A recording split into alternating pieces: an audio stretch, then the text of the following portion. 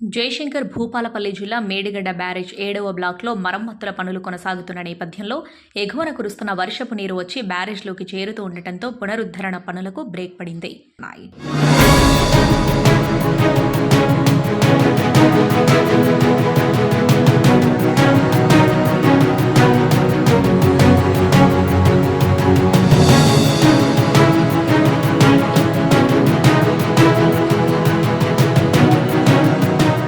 మొత్తం 85 గేట్లుండగా అందులో 20వ gate మొరాయించడంతో gas కట్టర్ల సహాయంతో కట్ చేసి గేటు భాగాలను విడదీశారు.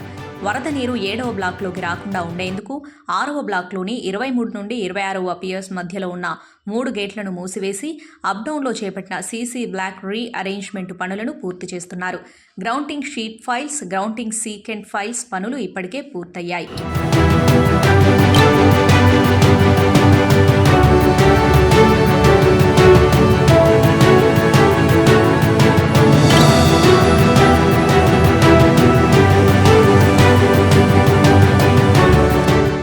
బ్యారేజ్లోకి వరద వచ్చి చేరుతూ ఉండటంతో అప్స్ట్రీమ్ డౌన్ స్ట్రీమ్లలో ఉన్న యంత్రాలను 3 రోజుల ముందు నుండి పైకి తీసుకొస్తున్నారు. మొత్తానికైతే వర్షాకాలం వెళ్లిన తర్వాతనే మళ్లీ బ్యారేజ్ పునరుద్ధరణ పనులు మొదలు కానున్నాయి.